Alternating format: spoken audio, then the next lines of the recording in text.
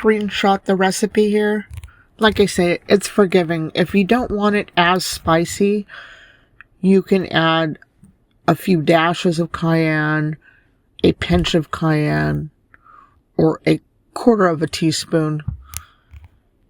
You can add less salt if you're on a salt restrictive diet. Today I have a and cooking the video. coffee I want to make makes a pot the of beans chili. less gassy. It's going to be rainy and stormy the next 3 days. So today's the day to get out my Instant Pot and get some chili made from scratch. The recipe is going to be linked below in the description. I'm not really going to show measurements. There are flies buzzing around, but they're not going in the food. So this is an Instapot, and this is the 3-quart Instapot, or 3.5 quart. I'll put that in. I'll link it in the description as well. I got it on Amazon. It's the smaller Instapot. So right now I have it on saute, and I'm sauteing 1 pound of full fat ground beef, 2080. The flies aren't going in here, but they are buzzing around. They smell it. Darn it. That's the problem with outdoor cooking.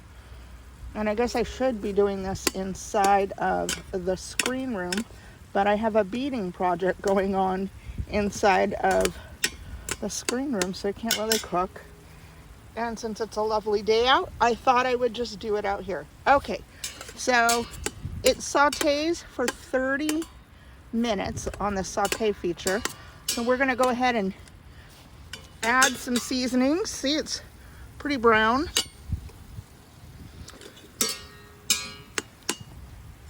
I have it broke up.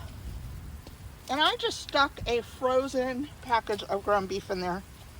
I travel with a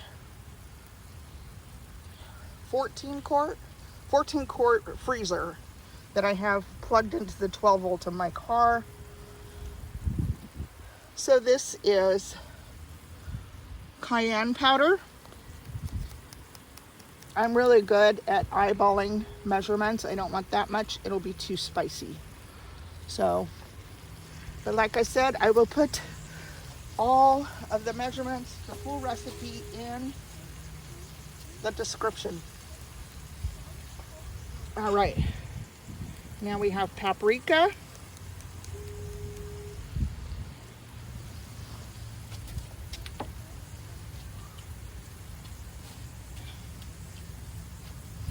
And chili powder.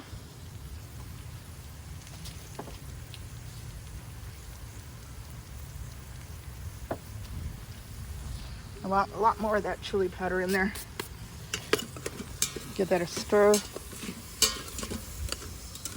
And while it's on saute, I want those spices to smoke a little bit on this saute feature. It will help bring out the flavors. All right, I have cumin powder. I like a bunch of that. Probably 2 tablespoons.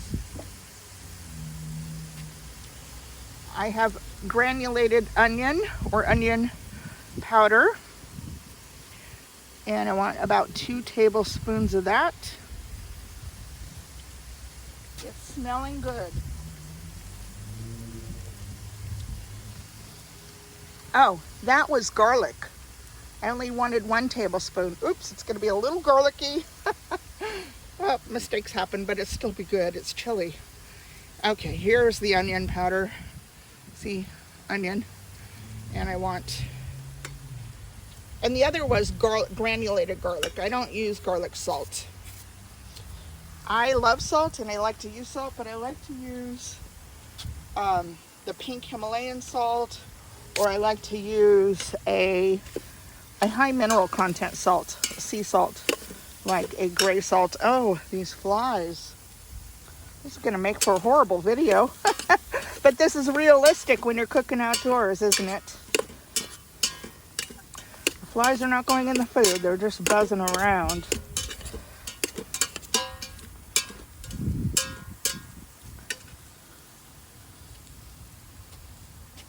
All right. I also have some dehydrated onion flakes. And I'm going to do about a half of a cup. I like onion.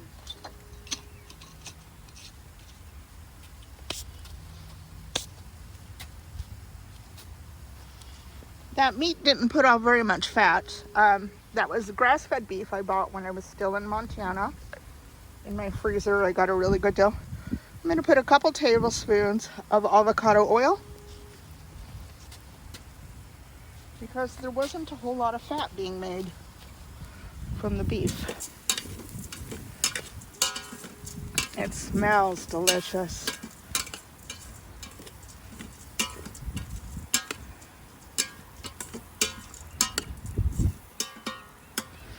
That's what it's looking like inside. I'm gonna go get my dry beans, rinse them off really good. I've already picked through them when I packaged them. And get those in there with the water and tomato sauce and diced tomatoes and get this going. All right, I'll come.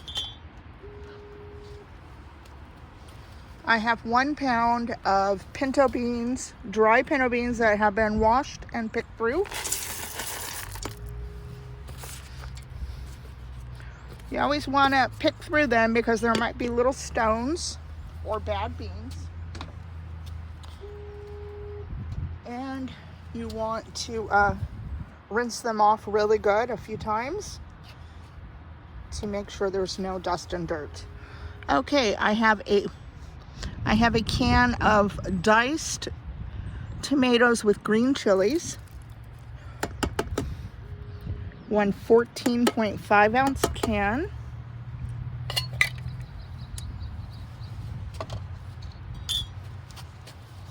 next time I will for sure cook inside of this green room.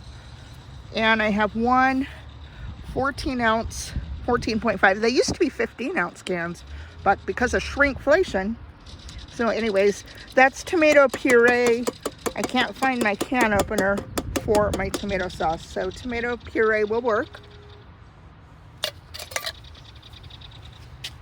And I want to add the tomatoes before the water because that determines the water content. Give that a good stir.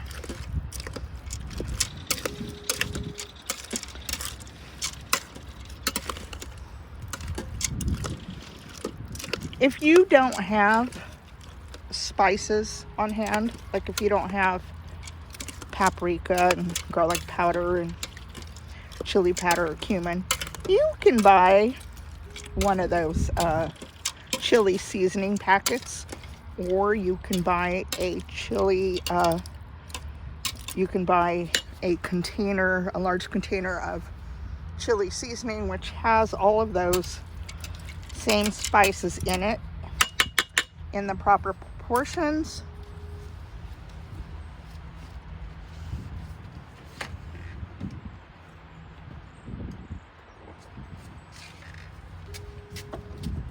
I'm also going to add my salt now. I have this Himalayan grind salt.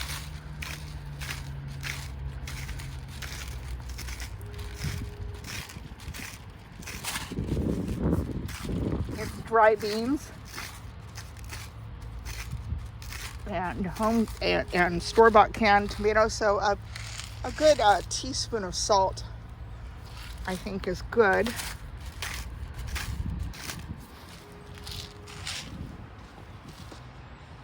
You can adjust the salt.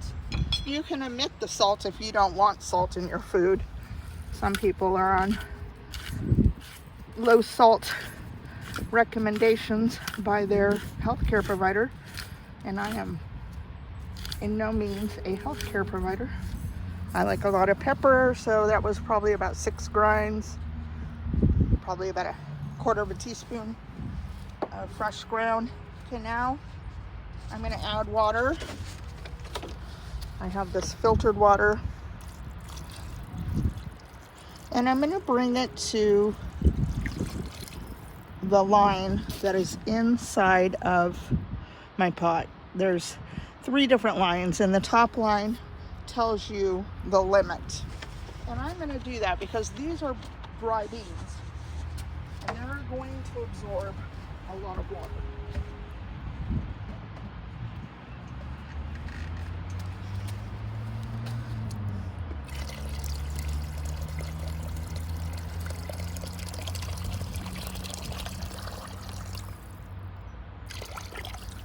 There we go.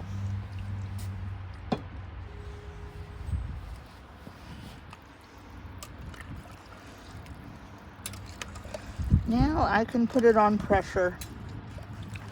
Beans are about 30 to 45 minutes setting just to cook the beans. I like to go a full hour.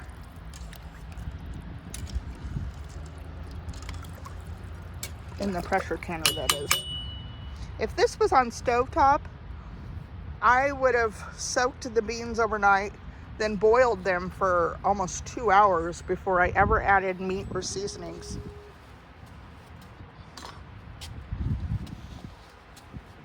This Instapot sure makes life much more simpler, and it makes the chili come out very tasty, and it also happens a lot quicker.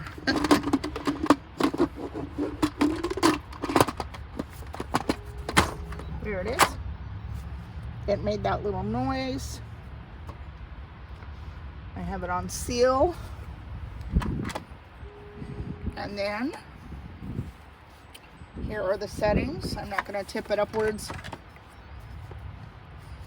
but what I'm going to do is I'm going to push, see, there's all these settings: soup and broth, meat and stew, beans and chili. I'm going to do beans and chili. It says 30 minutes, but like I said, I like to go an hour. Actually, I'm going to cancel that and go pressure cook.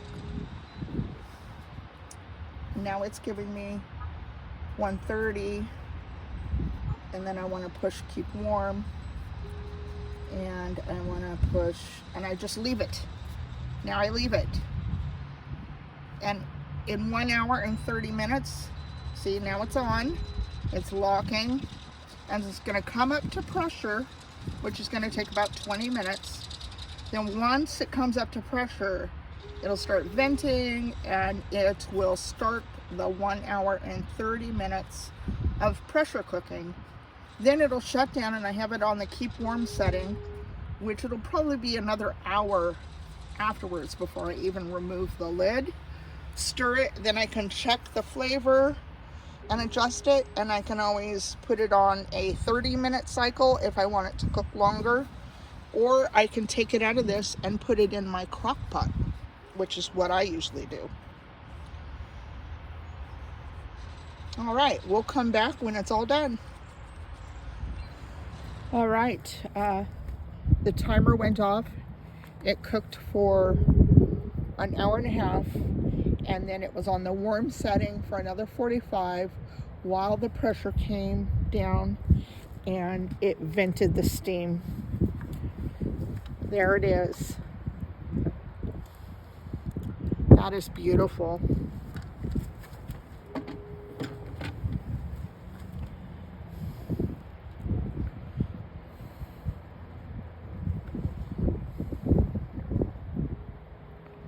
See that there?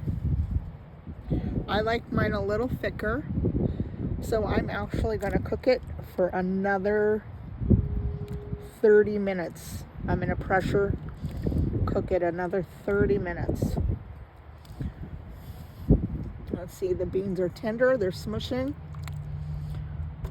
The Instapot is great.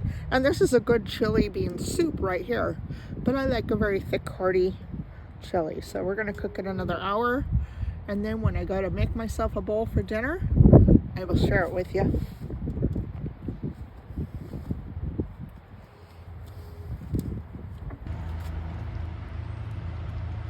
Saute setting is now bringing it back up to a boil, and it's going to reduce some of that water content and make it nice and thick. dinner is done. The chili turned out really well. I just had a bite before I started recording because I have been waiting all day and I'm very hungry. And so I was excited and really wanted to taste it and give you all my thoughts on it, and I think it's delicious. It's thick. It could be thicker, and it'll probably be thicker tomorrow when I reheat it. I'll put this much, a whole bowl's worth, into a Ziploc freezer bag, and I'll do 2 of those, and I'll put those in the freezer. That way all I have to do is thaw one out if I want chili for dinner one night. I'll put the rest in a storage container into my fridge and eat that for the next couple of days. Maybe I'll have chili dogs one night. And tomorrow night I'll put some shredded cheese and onions on it. But tonight I'm just having it with some whole grain bread and butter. And going to dig in. That Instapot really makes cooking from scratch possible on the road. I'm really glad that I got that to bring along with me while I full-time RV living lifestyle. So I can eat healthy and affordably. This dinner, or these dinners, because I'm going to get quite a few. I'll probably get 6 or 7 dinners out of a pound of beans, 2 cans of tomatoes, diced tomatoes and chili peppers, and a can of tomato puree. That was $3 for those 2 cans. A pound of beans, $3. There's $6. And then I already had the seasonings, the water, the dehydrated onions, and yeah, the pound of hamburger was $4. That's Montana prices. It might be a little more expensive where you live. And so I have 7 nights of food for less than $20. That's pretty darn good. All right, I'm gonna dig in and enjoy my dinner. Please give me a thumbs up. Leave me a comment below if you'd like more videos like this. I think I'll do split pea, the next cooking video in my Instapot. And yeah, subscribe if you're not. All right, bye-bye.